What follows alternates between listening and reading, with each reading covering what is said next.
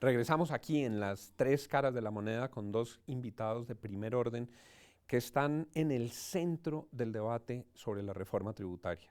Saludo en primera instancia al doctor John Jairo Cárdenas, representante de la Cámara por el Departamento del Cauca, partido de la U. Yo me atrevo a decir que es sociólogo tributarista, porque es el ponente de la reforma tributaria. Bienvenido, doctor Cárdenas. Muchas gracias, Juan. Encantado, muy honrado de estar aquí contigo. Y saludo al doctor José Roberto Acosta, abogado, economista, vocero de la Red de Justicia Tributaria, columnista del Espectador y, bueno, una de las voces más consultadas en materia tributaria. Bienvenido, doctor Acosta. Muchas gracias por la invitación, Juan. Cuando nos estábamos sentando aquí, se informa que ha avanzado la votación en el Congreso y nos ha traído noticias el doctor Cárdenas sobre lo que hoy ya empieza a coger forma en esta votación. Usted ha sido muy crítico de la reforma. ¿Por qué, doctor Acosta? Esta reforma es el efecto de una mala reforma del 2012. Una reforma del 2012 que no logró equidad, que no logró simplificar el sistema tributario, que no logró eficiencias en materia de industria. Y esta es para tapar un hueco, es una reforma de corto aliento, no es estructural y pareciera ser el abrebocas de una reforma mucho más grande, mucho más amplia dentro de un año. Bueno, Entonces es un síntoma de improvisación tremendo de parte del gobierno. Bruce McMaster dijo esta mañana que se habían reunido anoche, Bruce McMaster, presidente de la ANDI, que se habían reunido anoche con el presidente Santos y lo dijo al aire en Blue que lo que venía era una reforma tributaria estructural en el año entrante, que esta era, como usted lo dice, una reforma que será corregida, digamos, por una estructural el año entrante. Doctor Cárdenas, ¿usted comparte esa visión del doctor Acosta, que esto es una cosa hecha más para tapar huecos que para resolver la estructura tributaria? Es inevitable, digamos, señalar que la reforma tiene como propósito fundamental resolver lo del faltante presupuestal, 12 billones y medio. Pero obviamente tiene unas implicaciones también mucho más allá del año inmediatamente siguiente. Pero déjeme decirle, yo comparto y no me asusta la idea de que el país discuta otra reforma, porque la que estamos haciendo es un híbrido. Esta es una reforma, digamos, que tiene una serie de características ambiguas que no resuelven, digamos, de conjunto lo que podríamos llamar la dirección tributaria que debe seguir el país de cara a dos objetivos, la equidad y la competitividad. Aquí lo que estamos haciendo es un avance, yo diría, cargado todavía de zonas grises, en un modelo mixto muy peculiar que el país tiene que corregir. Doctor Cárdenas, y si viene una el año entrante, ¿por qué no se hace de una vez una reforma comprensiva? Bueno, ese fue el debate durante mucho tiempo, casi 2 meses discutimos el asunto. Pero el gobierno, digamos, estaba abocado a una situación complicada. Si hacemos una reforma a un año, el problema era qué hacer con vigencias futuras, qué hacer con una serie de megaproyectos que el país, en los que el país está comprometido y debe comprometer vigencias futuras. Para transmitir un mensaje de seguridad jurídica también se hace la reforma de este contenido y de este alcance, 4 años. Pero déjeme insistirle, lo que estamos haciendo no es una cosa ideal. Yo estoy lejos de creer que estamos frente a una reforma que realmente cumpla los requisitos que el país demanda. Doctora Acosta, usted ha señalado las preocupaciones que tiene desde la equidad. ¿Por qué no, para un televidente que nos está viendo en su casa, usted le explica qué le preocupa de lo que le ocurre a él en su bolsillo? Las reformas tributarias le meten la mano al bolsillo a los contribuyentes. ¿Qué le preocupa de eso? Pues que se le recargue a los trabajadores principalmente y no a los dueños del capital. La reforma del 2012 terminó aumentando la carga impositiva real para los trabajadores, que además por retención en la fuente, sin que usted pueda hacer absolutamente nada. Usted de la boleta de pago de nómina ya viene el rengloncito donde le quitan el impuesto sobre su salario, mientras que el empresariado tiene deducciones, rentas exentas, ingresos no constitutivos de renta y una cantidad de porosidades a través de las cuales puede bajar su contribución efectiva. Lo triste es eso, que se le esté recargando la carga fiscal a la mano de obra y no al capital en un entorno mundial en el que desafortunadamente se buscan tarifas cero al capital para atraer inversión. Doctor Cárdenas. Estamos en un hecho paradójico. Este país tiene uno de los niveles de distribución del ingreso más desiguales del mundo, pero al mismo tiempo la base tributaria no es lo suficientemente amplia. Por eso el país tiene que ensayar caminos, y mire, y el camino de la simplificación tributaria tiene que ser ensayado. El modelo chileno me parece que debería ser una cosa que nosotros pensáramos, donde hubiese un impuesto a la renta de las empresas y un impuesto importante a la renta de las personas naturales más allá de determinados rangos de capital. Simplificar el sistema impositivo, hacerlo más claro, más transparente es una urgencia. Esto que tenemos, insisto, es muy complejo porque tenemos ahora una cosa mixta. Vamos a tener impuesto al patrimonio, vamos a tener el impuesto a la renta de las personas naturales y vamos a tener pues otros impuestos disfrazados como el impuesto a los movimientos financieros, vamos a tener también el impuesto a la renta de las personas naturales, etcétera, etcétera. Esta hibridación me parece que da como resultado un sistema caótico y complicado que el país tiene que corregir. Uno se pregunta, doctora Costa, con las afirmaciones que hacen ustedes dos, ¿qué paso inmediato se debería dar? Digamos, para ser realistas, el gobierno tiene que tapar un hueco. Ese hueco de 12 billones y medio debe ser cubierto, entre otras porque ya aprobaron el presupuesto general de la Nación. El ideal sería que esta hubiera sido la reforma estructural, pero no fue. En esas condiciones, ¿qué le falta a esta reforma? ¿Usted qué le habría incorporado a esta reforma que no tiene o qué le quitaría de lo que se ha aprobado? El tema que se está tramitando en el Congreso es de una urgencia bárbara y, por ejemplo, el tema de dividendos debería haberse aplicado, no como algo de una propuesta, sino por iniciativa del gobierno para que no se hunda. El tema de los impuestos es definitivamente algo que sí se orienta hacia la equidad. La posibilidad que ahorita estamos amarrados por regla fiscal a endeudamiento.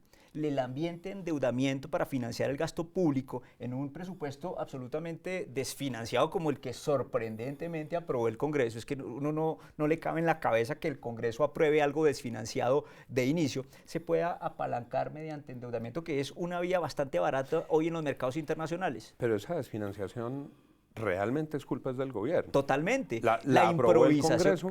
Pero de ese hueco de 12 billones y medio nos vinimos a enterar los contribuyentes después de que se fueron los tarjetones, después de que pasó la campaña. Le traslado la pregunta, doctor Cárdenas. El tema de los dividendos. Hay una discusión acerca de si se deberían gravar esos dividendos que se les giran a los accionistas, pero entiendo que había una propuesta quizás del senador Navarro o de otros congresistas. ¿Eso en qué va y cómo se le ve el viento al tema de dividendos? No, yo creo que lo de dividendos se va a morir finalmente. Déjeme contarle, yo firmé inicialmente la propuesta del senador Navarro, porque me parece que desde el punto de vista técnico lo mejor había sido sustituir el impuesto al patrimonio, o llamado ahora de la riqueza, por el impuesto a los dividendos.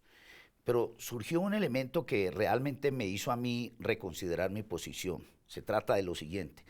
Nosotros estamos obligados a resolver un tema de faltante presupuestal. Tenemos que resolver un tema de 12 billones y medio. Y la reforma que tenemos que aprobar tiene que ser absolutamente asertiva para cubrir el faltante. Si nosotros nos metíamos por el tema de los dividendos, no teníamos certeza de que el recaudo final hubiese permitido llenar el hueco. ¿Qué era lo que teníamos más seguro? Pues el impuesto al patrimonio, porque ya sabíamos, como venía de años atrás, quiénes eran y cuánto era. ¿Qué fue lo que hicimos? Perdóneme, que fue muy importante. Modulamos el proyecto original del gobierno y del ministro. Es que el ministro, la propuesta inicial que traía es muy distinta a la que finalmente sacamos. Déjeme decirle, en los debates de las condiciones económicas, nosotros obligamos al ministro a que modificara su propuesta. Y hoy, el impuesto al patrimonio no solamente es un impuesto que decrece respecto del año inmediatamente anterior, sino que ya definitivamente también tiene una temporalidad estricta. Ya se le define que en 3 años el impuesto desaparece. Y esa es una noticia. No estoy eludiendo con ello la discusión de que el impuesto vaya a tener unos efectos en el aparato productivo. Claro que sí, pero le quiero recordar también, Juan, ese impuesto venía de antes. Los efectos hace rato se venían causando. Lo que hemos hecho es modular la propuesta del gobierno, atemperarla después de muchísima discusión. No fue fácil, porque nos querían, digamos, en un determinado momento presionar para que adoptáramos una serie de decisiones que nosotros no quisimos adoptar y finalmente concluir en que ese impuesto, que es un impuesto antitécnico, lo vamos a acabar. Ese impuesto, bueno, el propio presidente Santos había dicho que se desmontaba. Cárdenas, no me refiero al honorable representante, sino Cárdenas, el ministro, había él mismo dicho que esos impuestos se desmontaban. Al ministro después se le cambió la película, las cuentas no le cuadraron. Pero voy a lo siguiente, el presidente de la República en una intervención que hizo hoy dijo, palabras más, palabras menos, país, esté tranquilo, esto lo van a pagar los ricos. ¿Usted comparte lo que el presidente Santos ha dicho como fórmula tranquilizadora de los contribuyentes? Eso es relativo. Hay empresas que por su carácter monopólico o a veces por su cartelización ilegal, como se está investigando hoy día en varios frentes económicos por parte de la Superintendencia Papel de higiénico, pañales. Al cartelizar o monopolizar precios, le trasladan al consumidor ese tipo de gravámenes. Solo en aquellos espacios donde haya competencia más abierta, el empresario le tocará asumir esos tributos, pero está demostrado que los grandes grupos económicos aquí tienen grandes privilegios de mercado y de cartelización, de tal suerte que en últimas, no en una proporción del 100%, pero sí en una proporción de ese impuesto de patrimonio y los demás gravámenes sobre el capital terminarán afectando al consumidor final. Vamos a ir haciendo un resumen para nuestros televidentes. Entonces, el paquete que se va aprobando hoy incluye la prórroga del 4 por 1000, es decir, el impuesto a las transacciones financieras. Prórroga, ya existía. Prórroga. No es que vaya a existir, ya existía. El impuesto del patrimonio, bautizado, rebautizado impuesto a la riqueza con algunos ajustes. La sobretasa del impuesto a las utilidades de las empresas, denominada CRE, con una base de menos deducciones. O sea, es un impuesto de renta adicional para las sociedades. Y que es progresivo, porque el esquema está así, decae el impuesto del patrimonio y se incrementa el impuesto del CRE para efectos de compensar la caída del 1. Perfecto, vamos en 3 puntos. El cuarto, impuestos a los dividendos con estocada de muerte. No, ese no va. Ese no va, ese no va. Ese está herido gravemente. Herido de muerte. Quinto, tema sensible por el que se preguntan los contribuyentes con frecuencia. ¿Qué va a pasar con el IVA?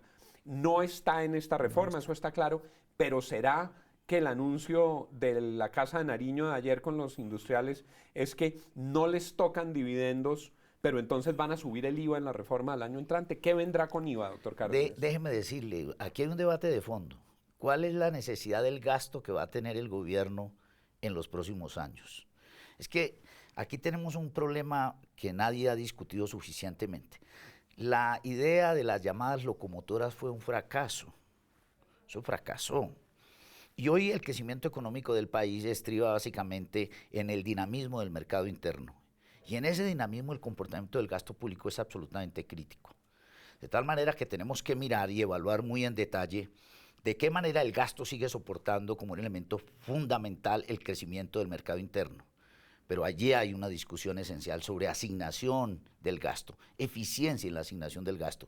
Si usted incrementa los recursos, pero efectivamente en la asignación no garantiza que los renglones de la economía verdaderamente crezca y lo que crece la economía especulativa, allí tenemos un problema gravísimo. Y el otro tema, el posconflicto. ¿Cuánto nos va a costar el posconflicto? Entonces, de cara a eso es que tenemos que discutir, de cara a esas dos realidades que tenemos que discutir, cuáles son las necesidades fiscales del país. Y cuando eso esté claro, usted puede determinar cuál es la ruta. Y esa ruta, eventualmente, se lo digo desde ya, implica una revisión, pero a profundidad de la regla fiscal. Ese es un asunto que el país necesariamente tendrá que discutir. Hay muchos economistas muy serios que han dicho por estos días, si hay una circunstancia recesiva en la industria, quizás más saludable para la economía que restringir los flujos de la reactivación industrial, succionándolos mediante impuestos, era aliviar la regla fiscal para que pudieran tener un crédito que está barato en el mundo. El presidente Santos ayer, según dice Bruce McMaster, les anuncia que se va a crear una especie de misión para el estudio tributario, lo que está contándonos el doctor Cárdenas, y radican en cabeza de la OCDE la posibilidad de orientar eso. ¿Le gusta o le preocupa que sea la OCDE la que oriente ese trabajo? Me preocupa todo lo que dijo el señor Bruce McMaster, principalmente una cosa, ¿cómo es que se reúne solo con los empresarios? ¿Dónde está la otra pata de la mesa? Las centrales obreras, la academia, voces independientes como Red de Justicia Tributaria que participe abiertamente en el debate. Me contaba ahorita fuera de cámaras el representante que en esa comisión se pensaba no involucrar a congresistas. Entonces, ¿de dónde acá los técnicos van a hablar por la gente cuando son ellos en última los que van a tener que pagar los impuestos? A mí no me ha gustado nada del manejo elitista, cerrado, poco socializado de esta reforma tributaria.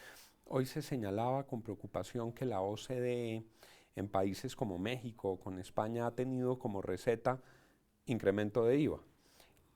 ¿Han tenido ustedes algún contacto con la misión de la OCDE, doctor Cárdenas? No hemos tenido ningún contacto, pero yo creo que los ejemplos de Grecia, por ejemplo, o de España, son muy aleccionadores. Es que la OCDE, la fórmula es apretar todavía mucho más el cinturón, profundizar la recesión y la crisis, porque estamos todavía prisioneros de los modelos macroeconómicos, de lo que se llama pues el equilibrio presupuestal, etcétera, etcétera, con independencia de mirar qué pasa con el aparato productivo y con el empleo, que son en última las variables que se deberían considerar en un estudio de estas cosas.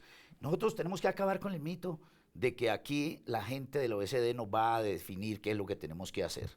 Esto tenemos que discutirlo sin postrarnos frente a los nuevos ídolos como este. Aquí hay que discutir el asunto de cara a lo que Colombia necesita y creo que en esto apenas estamos empezando a avanzar. El tiempo ha volado desde orillas muy distintas, voces independientes frente a la reforma tributaria, un presidente de gremio, un parlamentario ponente de la reforma tributaria, un analista y académico en materia tributaria.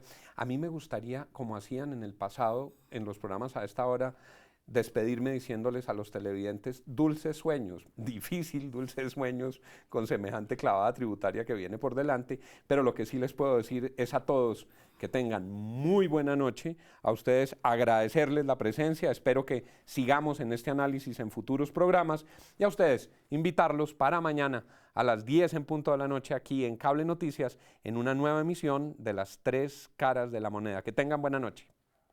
La Universidad Sergio Arboleda presentó Las Tres Caras de la Moneda con Juan Lozano.